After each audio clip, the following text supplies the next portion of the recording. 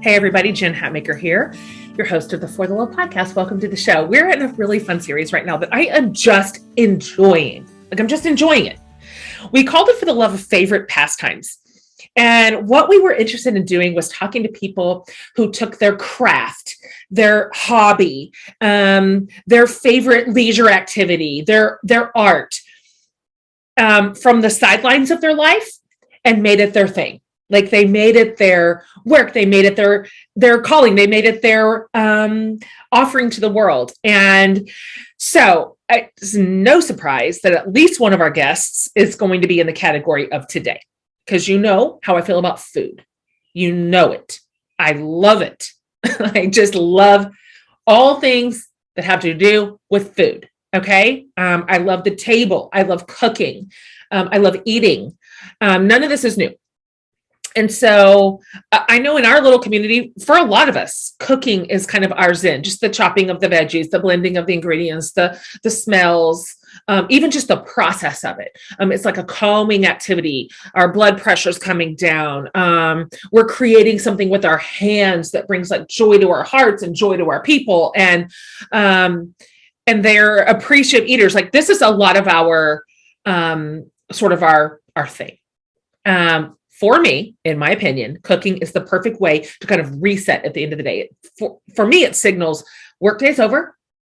It's time to cook and gather and feed. And then I get to channel like all my creativity into whatever I am making. And so I knew I wanted to include food in this series because even if you already cook and enjoy doing it, there's always more to learn. And for those of you where cooking is mundane or overwhelming, I am excited because we want to help you find a little bit of that joy that can be found in the craft. And our guest today is like the perfect one to show us how to do these things. She is the internet's mom. She is a cookbook author, a blogger, a podcast host, a self-defined gal who loves to eat. And it actually sounds like I'm talking about myself. Like, it sounds like I'm describing myself, but I'm not. This is my personality twin in a million ways, Teri Turner. So Teri is a Chicago native. She's a former event producer and just an incredible home cook who started out just kind of sharing tips with friends. But then her Instagram, which is called No Crumbs Left, blew up. And then her little side deal became her centered deal. So she makes the most delicious photogenic recipes, including, but not only, Whole30 stuff, gluten-free, dairy-free, grain-free classics for anybody who has dietary restrictions, but also she does the whole breadth of food. She's really good at it. And she photographs it beautifully. She makes it very accessible and she is not fussy. Everything's healthy and in season. Like it's just the way I love to eat and cook. So her podcast, which is called No Crumbs Left Table Talks, is delightful. We talk about it for a second because it started with a conversation with her kiddo, which she's going to tell us about. So she's built this incredible brand around No Crumbs Left. And she has this great mantra that I love. This is literally also my ethos. So that's why I tell you we're like personality twins. Her thing is like, don't be afraid to fail. It's just food. It's just food. I mean, this is not life or death, guys.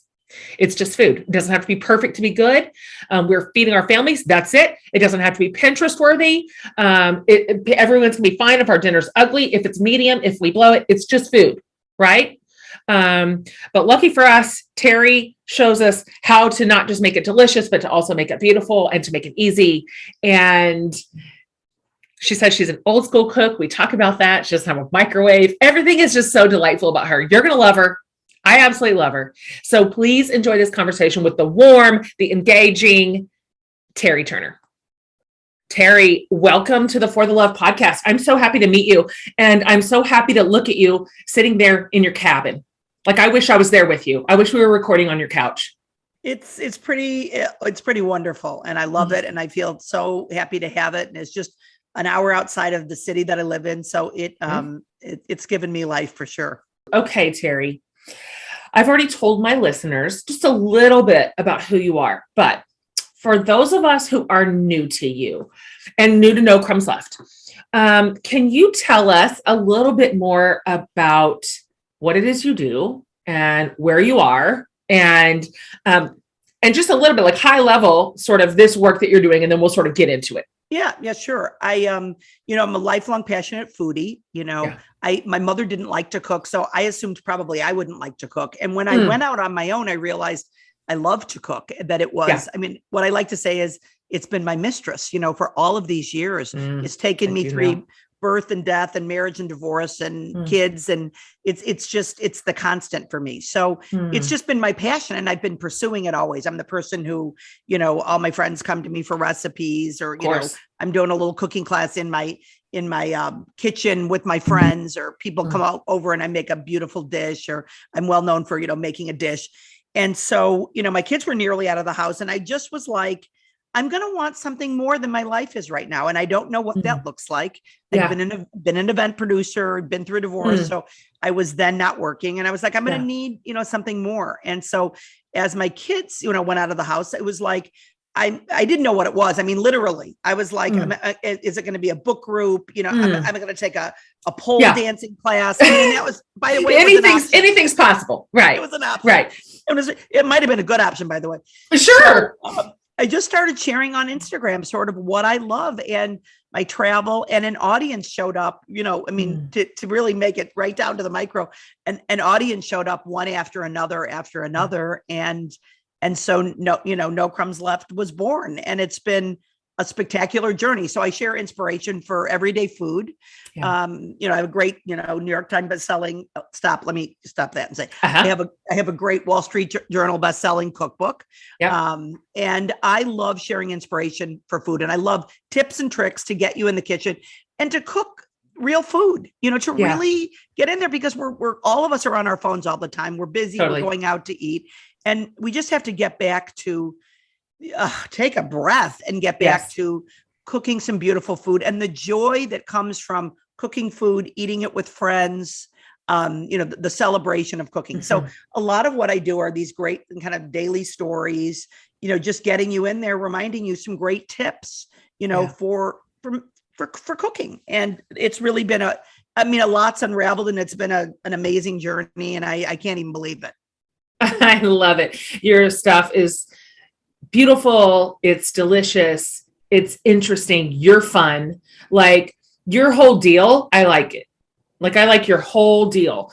I have a question, because you said, you just touched down on it and said, my mom didn't like to cook, and so you didn't necessarily grow up in the kitchen. I'd like to hear, if you could kind of go back first a little bit, how you got started here. Like I didn't grow up cooking either. I didn't grow up learning how to cook. I didn't know how to cook. I was an absolute young adult tragedy in the kitchen, just a tragedy. And so I know how I sort of eased my way into an unfamiliar space. How did you do it? I mean, that's such a good question. I don't think anyone's asked me that. I mean, mostly here's what it gets to. I like to eat. Oh God, same. So much same. So I like to eat. So that, that's the jumping off point for anything we love to do. We can learn because we like doing it, and we're willing to put in the time. And I remember sort of like, and I love entertaining. I love setting a beautiful table. I remember, having my parents over. I lived in Arlington Heights with my friend Susan Sondag, and I had my family over for tacos. I didn't even know you heat the shells, the meat to be warm, the cheese melted. And I remember my sister coming and saying, "Oh, nothing's heated." I didn't know. Oh gosh, I love it. So it just like, I have this kind of love and passion in my heart, and I just started pursuing it.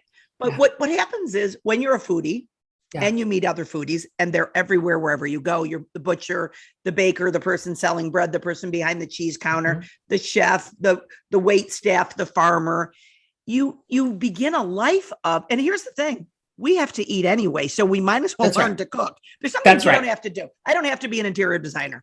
I don't have talent doing it. I don't have to do it, but I'm going to have to eat pretty often.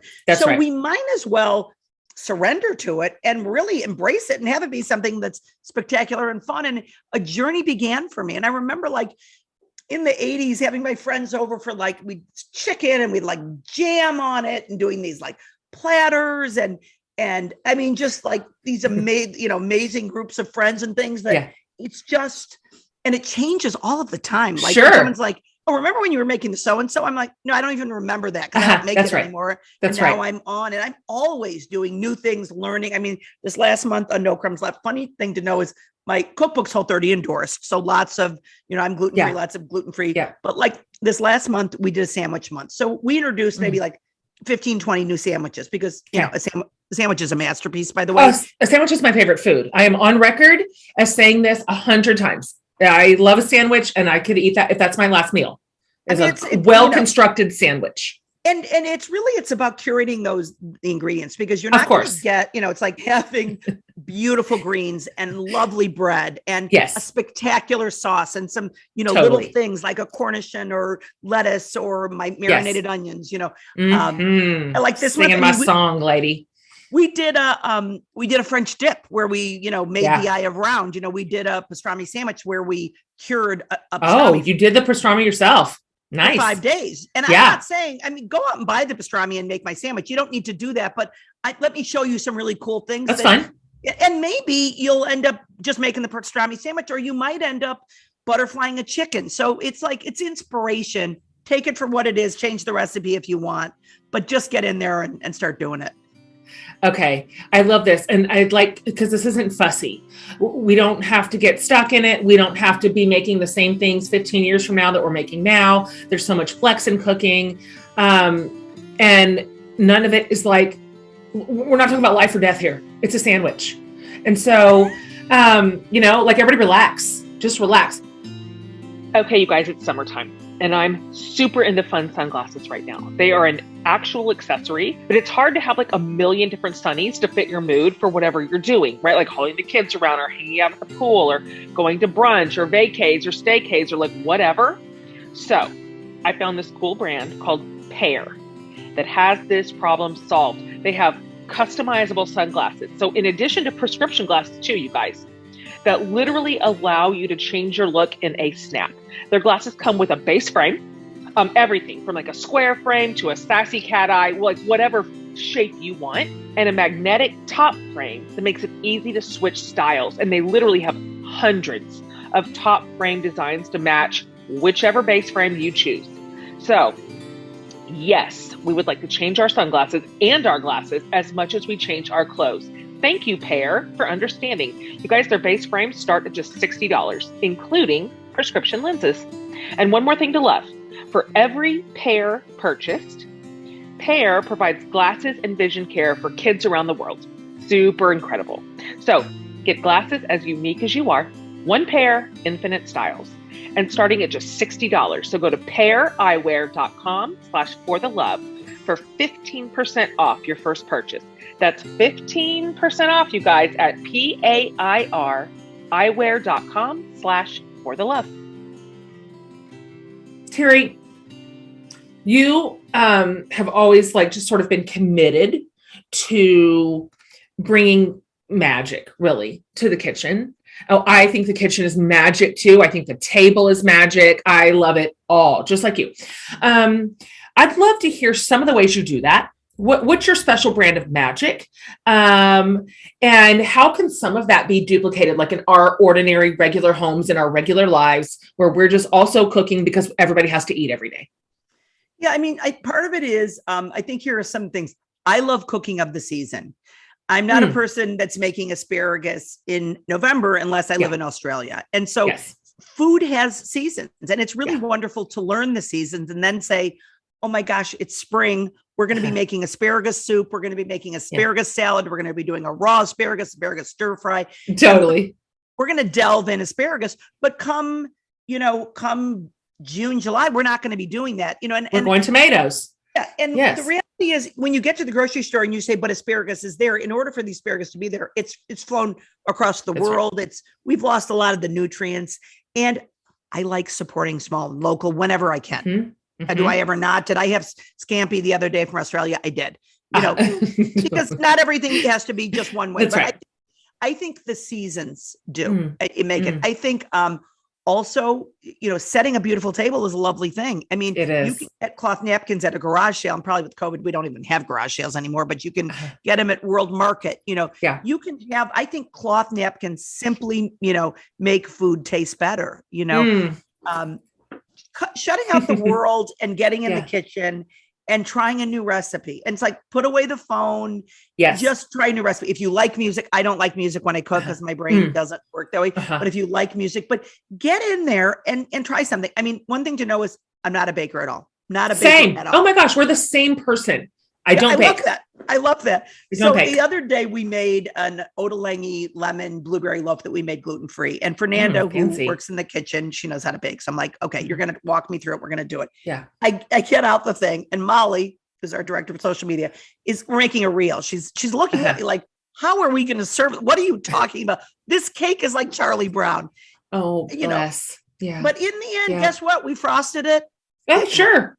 Spectacular. And tell you what, delicious. It was good. Yeah. So don't be, it's like, sometimes the cake falls and sometimes the recipe's bad. And then you take notes and you learn and Totally. if you can embrace it. And I think not everyone's going to embrace it at the level I do. And I'm not saying you should, but get some signature dishes, get 5 or 6 things. Young people need them, certainly, whether it's a steak, whether it's my, chicken piccata, whether it's my enchiladas, get a signature dish, get a few things that you can make, and you will get so much love back that it will be magic for you. Totally true. When I decided to start knowing about food and cooking, I had a 1, 3, and 5-year-old. And I just didn't know anything. Like, we were just eating brown food out of the freezer. I don't know what we ate, to be honest with you, Teri. I don't know how my kids grew into healthy people because I just fed them canned green beans. But I just remember being resentful because they were always hungry every day. And I was like, I asked myself on New Year's Day, which I'm not one for New Year's resolutions at all, but I was just like, God, is there anything I would like to do maybe a little bit better at this year? Just a little. I mean, I had very small goals.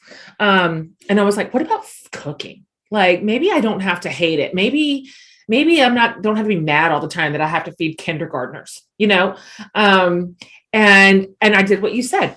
I decided, well, what do I like? Well, I like a glass of wine. Let me pour that while I start chopping an onion. I like to listen to music that isn't this kid's music. Let me switch the channel. Let me put them in the backyard and have a damn minute apiece. And so I made the environment lovely, and it followed. And then the taste followed because I like food. I like to eat. And so it is magic now. Like, I love that. I love magic that story. I love that story. I mean, there's nothing worse than like when you have little kids and it's a period around like 4 or 5 o'clock at night, and they just are, it's hard. And also, by the way, it's magic too, because they grow up and then they're on their own. And I'm down to 2. Yeah. Yeah. So we, like you, we have a big group text that we're doing as a family, talking to each other. But I do, when I loved cooking for my kids, and I loved making them beautiful snack, and I would pick them up after school and I'd have the snack because I'd rather that they ate the blueberries and the hummus and the celery of course, than having the big bag of chips. And we were people that we did not have big bags of chips. I mean, people would come and they'd say, where's the junk food? Where is the thing? And I remember, like, I made homemade noodles with the soup, and my son Patrick went to someone else's house and Lisa Van Zandt and tried her chicken noodle soup and just said, oh my God, this is the best soup I've ever had. I wish my mom would make it. And Lisa called me and was like, you're famous for your chicken noodle soup. Yeah. Your kid wants Campbell's. I mean, oh my God. So funny. Yeah. It's so amazing. She was so happy about it. It was the best. That is so amazing. Well, and of course, embedded in this conversation is the upside of when you start cooking real food.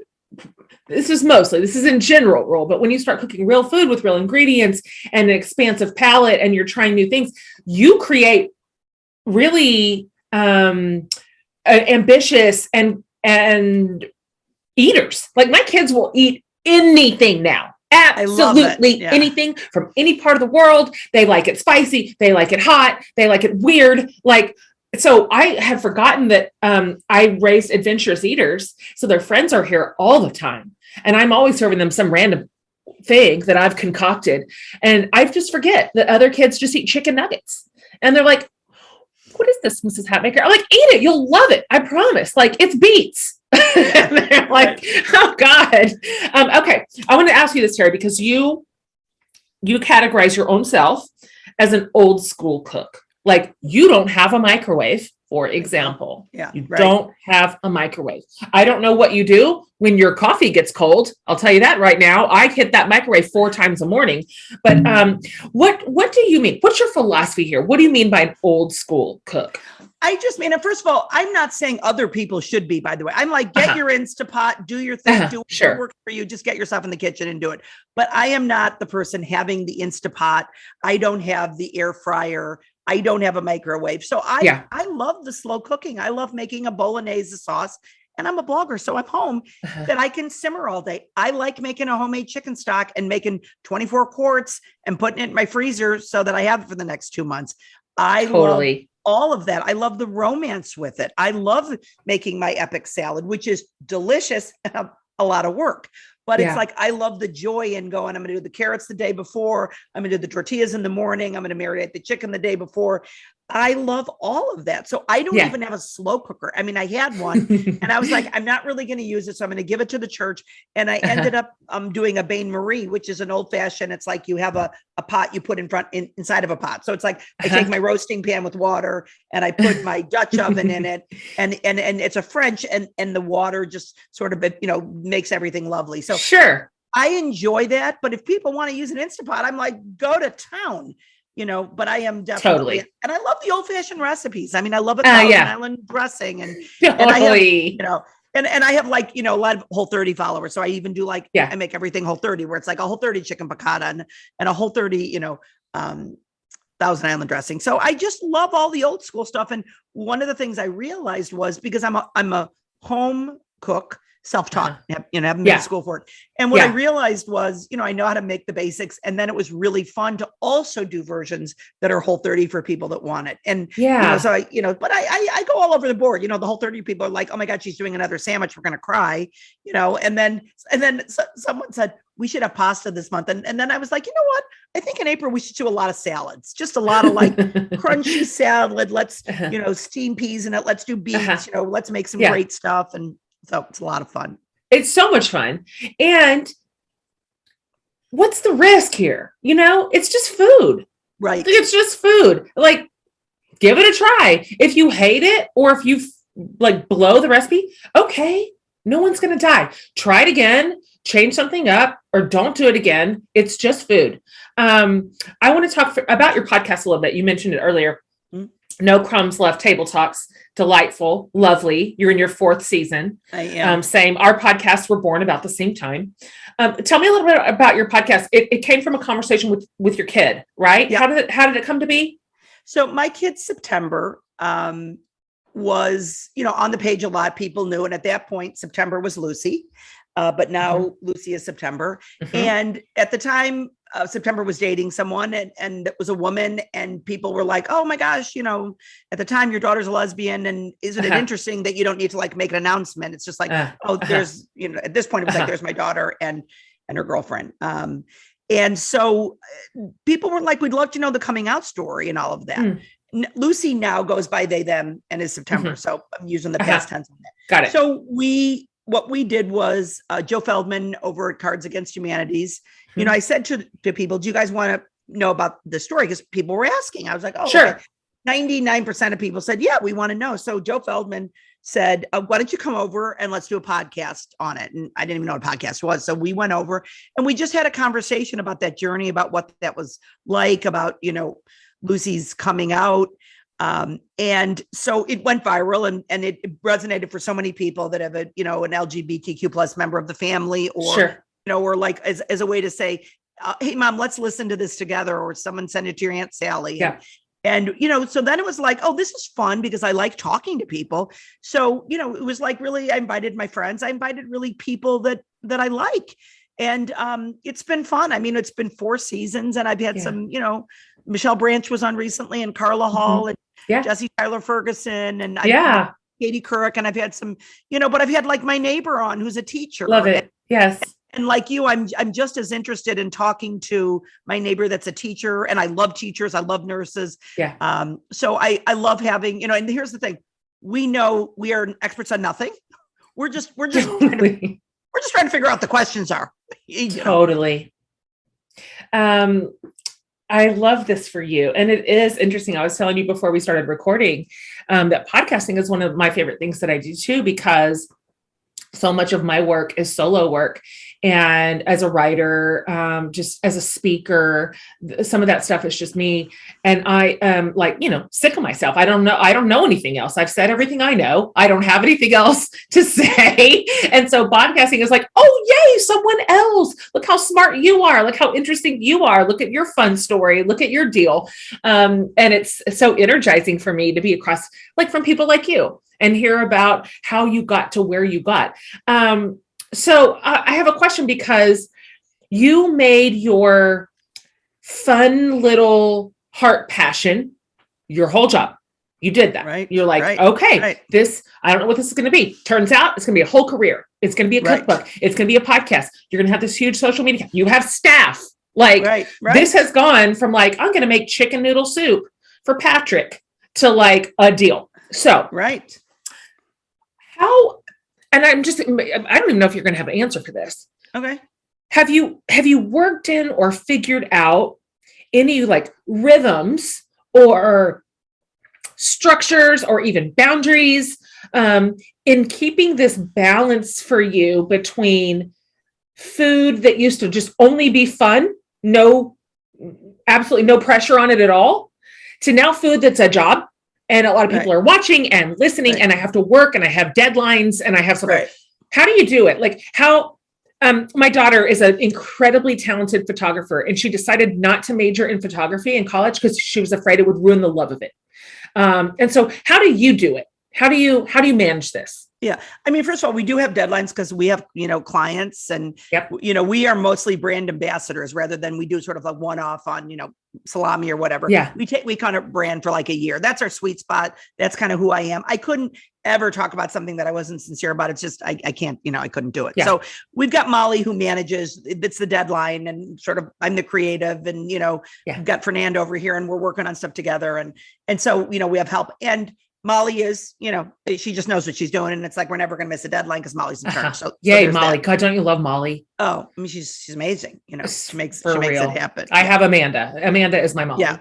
And you need it. So, and, the problem, of course, is that everything is potential content, so it's there is that, Roy will on the weekend be like, oh my gosh, can we just eat something that we're not, that we're not storing about. And by the way, he loves to cook as much as I do. Oh, lucky. So he's like, this is my relaxation. I don't want a story about it. He doesn't really show up on the show. He a little bit, he does it when he does once a year, he does a thing on turkeys. He's a great talk. People they love it. And if I get a little liquored up, we can get him on camera. Yeah. Oh yeah. I love it. Uh-huh. That's the time. So that it's difficult to figure out that balance. So sometimes we're just making something, and of course I'm secretly taking notes because I'm I can bring it to the page. And then totally.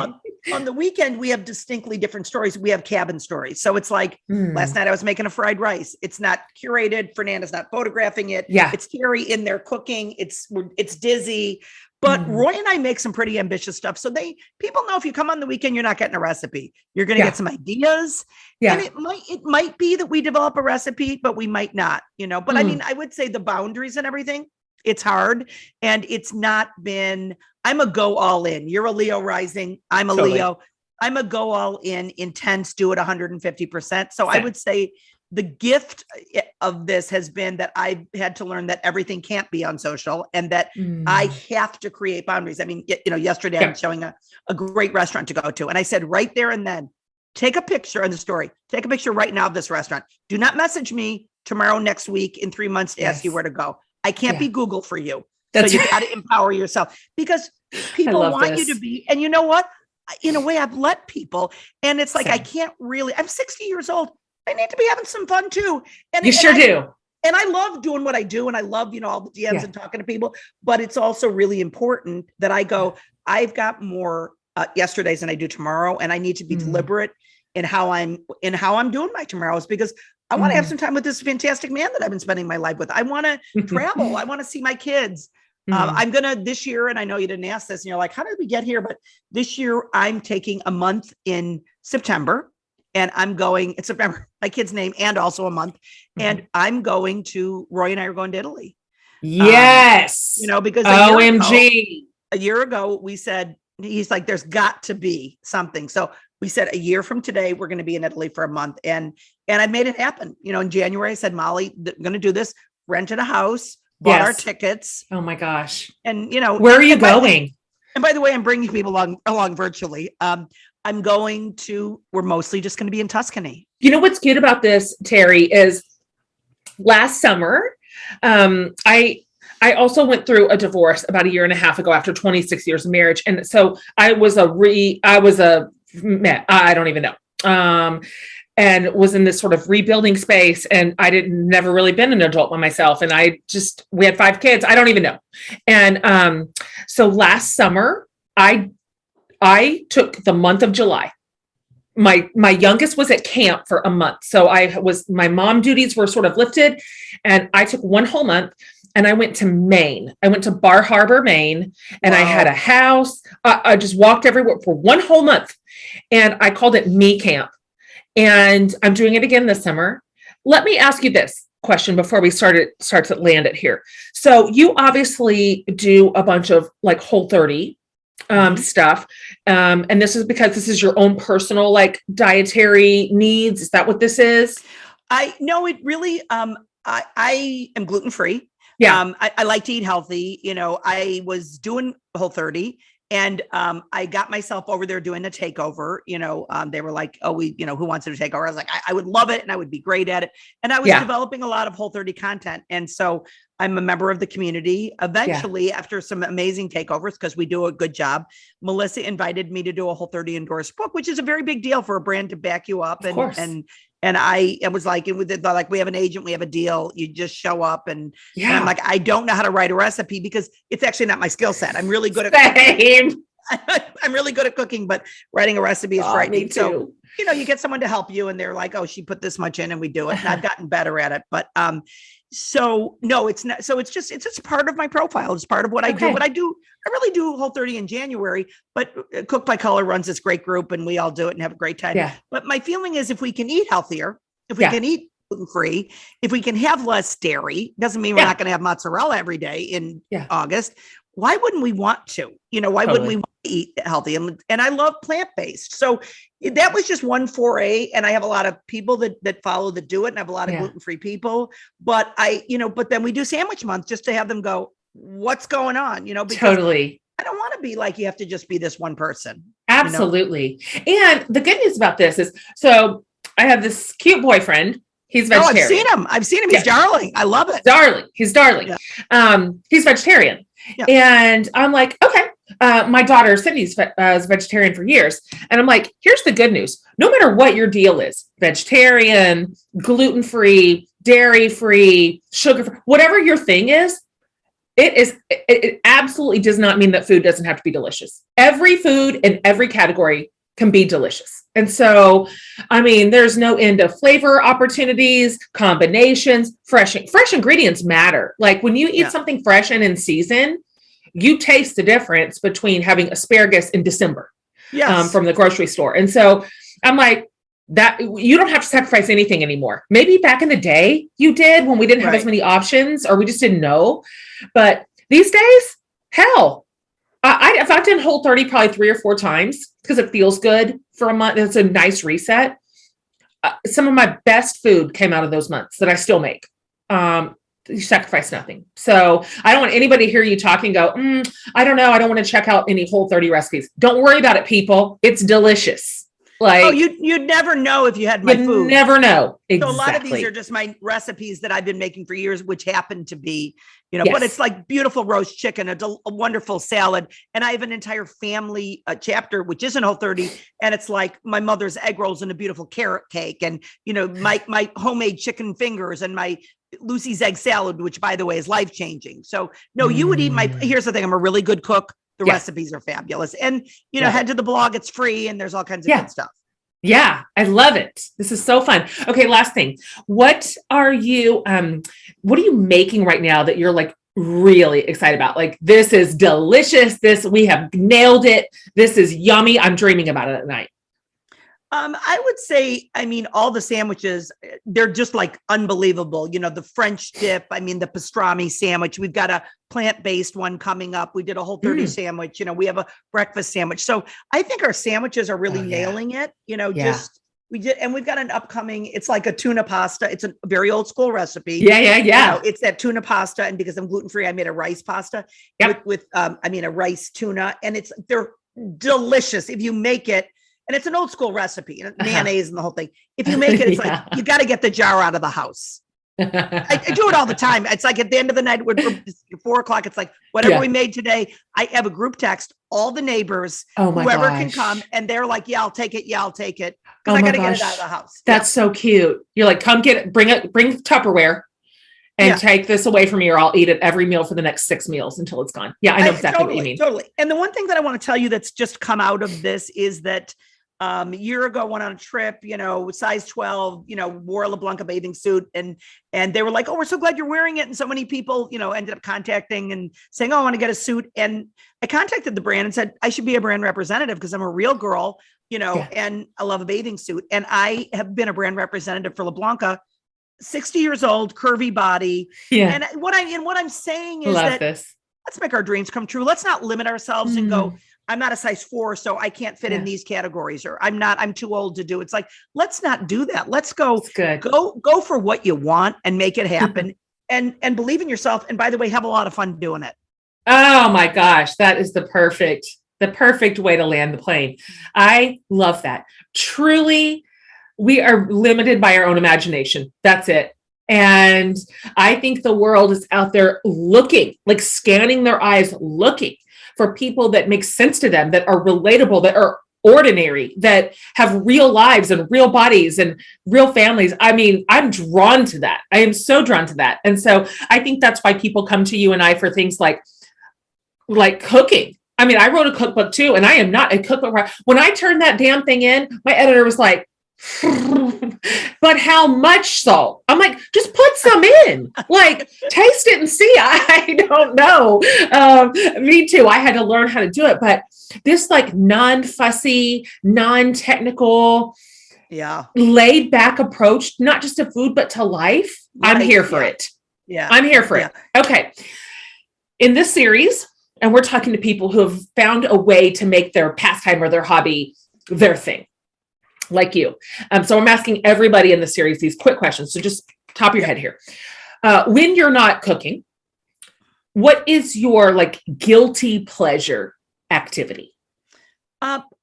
Books on audio and taking a bath and having sex. Those are the three. Oh, I like all three of those. I can't get to choose that as my answer. Okay. In the kitchen, I know this is really a hard thing to pick. I mean, truly in our world, but if you had to pick one, like your must have like tool or gadget or whatever that makes your job easier, that makes kitchen and cooking easier, what would you reach for? You're going to find this surprising, but it's my iPhone with Siri, who I can talk in and let her know what I'm doing. She makes the everyday quicker because I can be like, I'm answering this DM and I'm doing this. So of course we could say a made in beautiful Santuco knife or a garlic knife, but I think if people in the kitchen would tell you it's Teri's iPhone. And I always joke, it's one of my 5 best friends right here. Oh my gosh. When I was writing the cookbook, my kids used to just be like, Mom, I swear to God, and I did mine with my Alexa, but kind of same idea. I'd be like, Alexa, how many grams is 6 ounces? Like I'm reading things. I don't know. That's not how I do. So I'm reading measurements. I'm like, how many pounds is 14 milliliters? Whatever. I'm just making up stuff. The kids were like, Alexa is sick of you and your measurements and your questions. I'm like, I know. Stephanie says I have to write down amounts. So I have to figure it all out. Okay. Last thing. I asked all my guests this in all my series. And please answer this however you want, Teri. This can be a earnest answer or it can be absurd. We get it all. What is saving your life right now? Without a doubt, it's Michigan. It's the ability to come out here and the way it's transformed my world. It is saving my life for sure. 2 summers ago, I went up to Michigan for fun for the first time. And we went to like Gull Lake and we went to Traverse City and it was magic. I mean, I get it. I get the deal now. I get it. Like, I understand. I feel like I was on the ocean. It's just beautiful. Yeah. The people are so wonderful, over the top wonderful. And I'm like, no, I get why people live here 100%. Yeah. Okay. Can you tell everybody where to find you so they can come get your things? No Crumbs Left everywhere, Instagram, Facebook. I think it's No Crumbs Left on TikTok, Pinterest, and we've got our weekly newsletter, Friday Favorites, and also the podcast, No Crumbs Left Table Talks. But come find us on Instagram. It's sort of my favorite child. Come follow us. We have a lot of fun for sure. And say hi. Sorry, Patrick. Sorry, September. Yeah. Try to compete with Instagram. Yeah. Good luck. Okay. I'm just delighted to meet you. If you're ever in Austin, please come over. Let me feed you dinner at my old farmhouse. I love it. And I want to invite you to be on my podcast because you're amazing. Totally. Let's do it. Let's talk about food for an hour. Okay, I could fill up 20 hours with you. So I love it. Okay, Teri, thank you. Thanks so much. Okay, guys. If you haven't already, over the course of this podcast, go follow Teri at No Crumbs Left on Instagram. And if you go over to jenhatmaker.com under the podcast tab, I'm going to have this whole episode. I'll have the show notes, and then I'll have all the links to Teri's stuff, her social stuff, her book, her podcast, everything. So if you just want to go to one place and find it all, it'll be there for you. This is for foodies and non-foodies alike. Like, you heard us talk about our entry point into food. Neither one of us grew up cooking. So it's never too late. Never. I mean, you could just decide, I don't know, maybe I'll just try 2 new things right now, or maybe I'll just turn up 1 degree right in the kitchen. Great. Start somewhere. This is a great place to start because Teri is not fussy and she's not like a technical professional cook. It's not intimidating. Like, this is for all of us. And so she's so fun. And if you're a watcher of this show, if you ever go over to my YouTube channel, I always recommend it because you get to see my guest and you get to see us talk back and forth. Then you get to see everyone's facial expressions and body language. And of course, then you'll also get to see Teri in her darling cabin, which we mentioned at the top of the show. She's out at the cabin, and Lord have mercy, I wish I was in Michigan in the cabin too. You guys, thanks for being here. On behalf of Laura and her crew and Amanda and I, we love you. We love creating this space for you. We love these conversations. We love hosting these amazing guests, and we love you. So see you next week.